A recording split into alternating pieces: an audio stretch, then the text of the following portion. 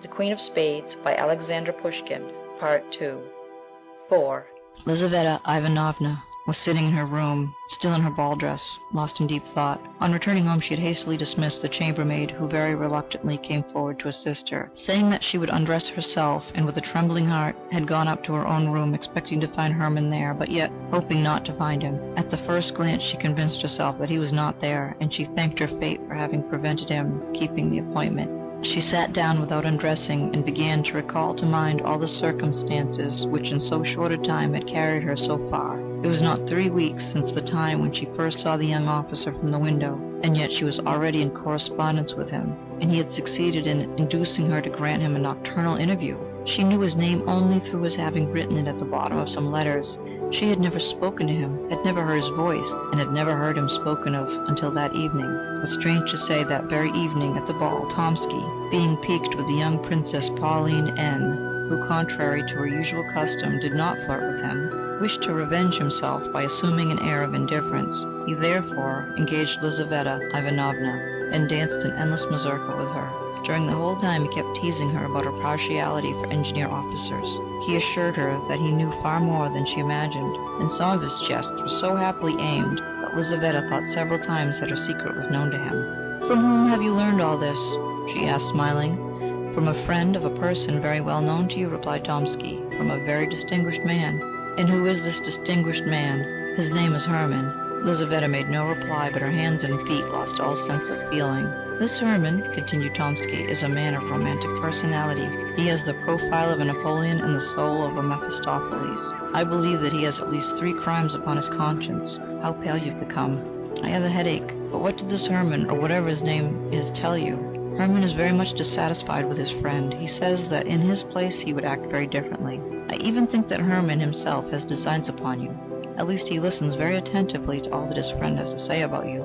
"And where has he seen me? In church, perhaps, or on the parade?" "God alone knows where. It may have been in your room while you were asleep, for there's nothing that he—" 3 ladies approaching him with the question, "Oubliez-vous regret?" interrupted the conversation, which had become so tantalizingly interesting to Lizaveta.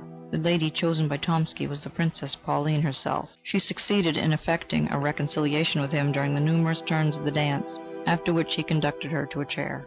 On returning to his place, Tomsky thought no more either of Hermann or Lizaveta. She longed to renew the interrupted conversation, but the mazurka came to an end, and shortly afterwards the old Countess took her departure. Tomsky's words were nothing more than the customary small talk of the dance, but they sank deep into the soul of the young dreamer. The portrait sketched by Tomsky coincided with the picture she had formed within her own mind, and thanks to the latest romances, the ordinary countenance of her admirer became invested with attributes capable of alarming her and fascinating her imagination at the same time. She was now sitting with her bare arms crossed, and with her head, still adorned with flowers, sunk upon her uncovered bosom. Suddenly the door opened, and Hermann entered. She shuddered. "Where were you?" she asked in a terrified whisper. "In the old Countess's bedroom," replied Hermann. "I've just left her. The Countess is dead." "My God, what do you say?" "And I'm afraid," added Hermann, "that I am the cause of her death." Lizaveta looked at him, and Tomsky's words found an echo in her soul. This man has at least 3 crimes upon his conscience. Hermann sat down by the window near her and related all that had happened. Lizaveta listened to him in terror. So all these passionate letters, those ardent desires, this bold, obstinate pursuit, all this was not love. Money, that was what his soul yearned for. She could not satisfy his desire and make him happy. The poor girl had been nothing but the blind tool of a robber, of the murderer of her aged benefactress. She wept bitter tears of agonized repentance. Hermann gazed at her in silence. His heart, too, was a prey to violent emotion, but neither the tears of the poor girl nor the wonderful charm of her beauty, enhanced by her grief, could produce any impression upon his hardened soul. He felt no pricking of conscience at the thought of the dead old woman. One thing only grieved him, the irreparable loss of the secret from which he had expected to obtain great wealth. "You're a monster," said Lizaveta at last. "I did not wish for her death," replied Hermann. "My pistol was not loaded." Both remained silent. The day began to dawn. Lizaveta extinguished her candle. A pale light illumined her room. She wiped her tear-stained eyes and raised them towards Hermann. He was sitting near the window with his arm crossed and a fierce frown upon his forehead. In this attitude he bore a striking resemblance to the portrait of Napoleon. This resemblance struck Lizaveta even. "How shall I get you out of the house?" said she at last. "I thought of conducting you down the secret staircase, but in that case it would be necessary to go through the Countess's bedroom, and I'm afraid—" Tell me how to find this secret staircase. I'll go along." Lizaveta arose, took from her drawer a key, handed it to Hermann, and gave him the necessary instructions. Hermann pressed her cold, limp hand, kissed her bowed head, and left the room. He descended the winding staircase, and once more entered the Countess's bedroom. The dead old lady sat as if petrified. Her face expressed profound tranquillity. Hermann stopped before her and gazed long and earnestly at her, as if he wished to convince himself of the terrible reality. At last he entered the cabinet, felt behind the tapestry for the door, and then began to descend the dark staircase, filled with strange emotions.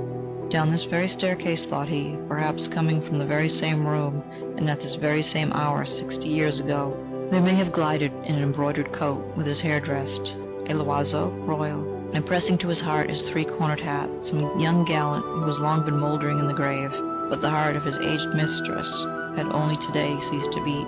At the bottom of this staircase Hermann found a door, which he opened with a key, and then traversed a corridor which conducted him into the street. 5. 3 days after the fatal night, at 9 o'clock in the morning, Hermann repaired to the convent of, where the last honours were to be paid to the mortal remains of the old Countess. Although feeling no remorse, he could not altogether stifle the voice of conscience, which said to him, "You are the murderer of an old woman." In spite of his entertaining very little religious belief, he was exceedingly superstitious, and believing that the dead Countess might exercise an evil influence on his life, he resolved to be present at her obsequies in order to implore her pardon. The church was full. It was with difficulty that Hermann made his way through the crowd. The coffin was placed upon a rich catafalque beneath a velvet baldachin. The deceased Countess lay within it with her hands crossed upon her breast, with a lace cap upon her head, and dressed in a white satin robe. Above the catafalque stood the members of the household, the servants in black caftans, with armorial ribbons upon their shoulders, and candles in their hands. The relatives, children, grandchildren, and great-grandchildren in deep mourning. Nobody wept. Tears would have been une affectation. The Countess was so old that her death could have surprised nobody, and her relatives had long looked upon her as being out of the world. A famous preacher pronounced the funeral sermon. In simple and touching words, he described the peaceful passing away of the righteous, who would pass long years in calm preparation for a Christian end. "The angel of death found her," said the orator, "engaged in pious meditation and waiting for the midnight bridegroom." The service concluded amidst profound silence. The relatives went first to take farewell of the corpse. Then followed the numerous guests who had come to render the last homage to her, who for so many years had been a participator in their frivolous amusements. After these followed the members of the Countess's household. The last of these was an old woman of the same age as the deceased. 2 young women led her forward by the hand. She had not the strength enough to bow down to the ground. She merely shed a few tears and kissed the cold hand of the mistress. Hermann now resolved to approach the coffin. He knelt down upon the cold stones and remained in that position for some minutes. At last he arose, as pale as the deceased Countess herself. He ascended the steps of the catafalque and bent over the corpse. That moment it seemed to him that the dead woman darted a mocking look at him and winked with one eye. Hermann started back, took a false step, and fell to the ground. Several persons hurried forward and raised him up. At that same moment Lizaveta Ivanovna was borne fainting into the porch of the church. This episode disturbed for some minutes the solemnity of the gloomy ceremony. Among the congregation arose a deep murmur, and a tall, thin chamberlain, a near relative of the deceased, whispered in the ear of an Englishman who was standing near him that the young officer was a natural son of the Countess, to which the Englishman coldly replied, "Oh." During the whole of that day Hermann was strangely excited. Repairing to an out-of-the-way restaurant to dine, he drank a great deal of wine, contrary to his usual custom, in the hope of deadening his inward agitation. But the wine only served to excite his imagination still more. On returning home he threw himself upon his bed without undressing and fell into a deep sleep. When he woke up it was already night, and the moon was shining into the room. He looked at his watch. It was 2:45.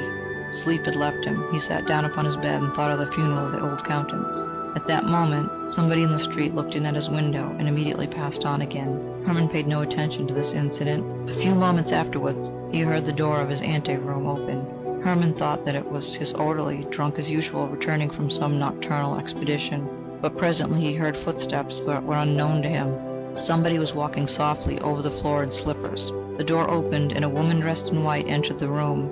Hermann mistook her for his old nurse and wondered what could bring her there at that hour of the night. But the white woman glided rapidly across the room and stood before him, and Hermann recognized the Countess.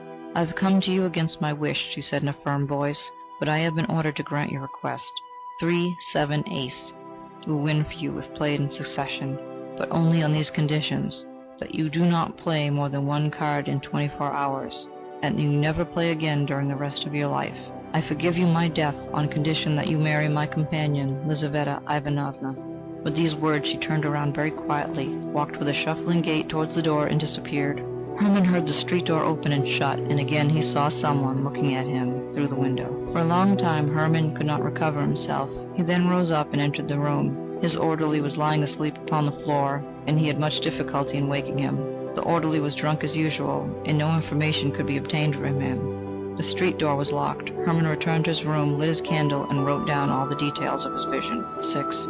Two fixed ideas can no more exist together in the moral world than two bodies can occupy one and the same place in the physical world. 3, 7, ace soon drove out of Hermann's mind the thought of the dead countess. 3, 7, ace were perpetually running through his head and continually being repeated by his lips. If he saw a young girl, he would say, "How slender she is, quite like the 3 of hearts." If anybody asked, "What is the time?" he would reply, 5 minutes to 7.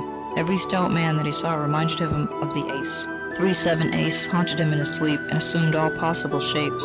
The 3s bloomed before in the forms of magnificent flowers. The 7s were represented by Gothic portals, and the aces became transformed into gigantic spiders. One thought alone occupied his whole mind: to make a profitable use of the secret which he had purchased so dearly. He thought of applying for a furlough so as to travel abroad. He wanted to go to Paris and tempt fortune in some of the public gambling houses that abounded there. Chance spared him all this trouble. There was in Moscow a society of rich gamesters, presided over by the celebrated Chekalinsky, who had passed all his life at the card table and had amassed millions, accepting bills of exchange for his winnings and paying his losses in ready money. His long experience secured for him the confidence of his companions, and his open house, his famous cook, and his agreeable and fascinating manners gained for him the respect of the public. He came to St. Petersburg. The young men of the capital flocked to his rooms, forgetting balls for cards, and preferring the emotions of faro to the seductions of flirting. Narumov conducted Hermann to Chekalinsky's residence. They passed through a suite of magnificent rooms, filled with attentive domestics. The place was crowded. Generals and privy councillors were playing at whist. Young men were lolling carelessly upon the velvet-covered sofas, eating ices and smoking pipes. In the drawing-room, at the head of a long table, around which were assembled about a score of players, sat the master of the house, keeping his bank. He was a man of about 60 years of age, of a very dignified appearance. His head was covered with silvery white hair, his full florid countenance expressed a good nature, and his eyes twinkled with a perpetual smile. Narumov introduced Hermann to him. Chekalinsky shook him by the hand in a friendly manner, requesting him not to stand on ceremony, and then went on dealing. The game occupied some time. On the table lay more than 30 cards. Chekalinsky paused after each throw, in order to give the players time to arrange their cards and note down their losses, listened politely to their requests, and more politely still, put straight the corners of cards that some players' hands had chanced to bend. At last the game was finished. Chekalinsky shuffled the cards and prepared to deal again. "Will you allow me to take a card?" said Hermann, stretching out his hand from behind a stout gentleman who was punting. Chekalinsky smiled and bowed silently, as a sign of acquiescence. Narumov laughingly congratulated Hermann on his abjuration of that abstention from cards which he had practiced for so long a period, and wished him a lucky beginning. "Stake," said Hermann, writing some figures with a chalk on the back of his card. "How much?" asked the baker, contracting the muscles of his eyes. "Excuse me, I cannot see quite clearly." 47,000 rubles, replied Hermann. At these words, every head in the room turned suddenly around, and all eyes were fixed on Hermann. "He's taken leave of his senses," thought Narumov. "Allow me to inform you," said Chekalinsky, with his eternal smile, "that you are playing very high. Nobody here has ever staked more than 275 rubles at once." "Very well," replied Hermann, "but do you accept my card or not?" Chekalinsky bowed in token of consent. "I only wish to observe," said he, "that although I have the greatest confidence in my friends, I can only play against ready money. For my own part, I am quite convinced that your word is sufficient, but for the sake of the order of the game, and to facilitate the reckoning up, I must ask you to put the money on your card." Hermann drew from his pocket a banknote and handed it to Chekalinsky, who, after examining it in a cursory manner, placed it on Hermann's card. He began to deal. On the right a 9 turned up, and on the left a 3. "I have won," said Hermann, showing his card. A murmur of astonishment rose among the players. Chekalinsky frowned, but the smile quickly returned to his face. "Do you wish me to settle with you?" he said to Hermann. "If you please," replied the latter. Chekalinsky drew from his pocket a number of banknotes and paid at once. Hermann took up his money and left the table. Narumov could not recover from his astonishment. Hermann drank a glass of lemonade and returned home. The next evening he again repaired to Chekalinsky's. The host was dealing. Hermann walked up to the table. The punters immediately made room for him. Chekalinsky greeted him with a gracious bow. Hermann waited for the next deal, took a card and placed upon it his 47,000 rubles, together with his winnings of the previous evening.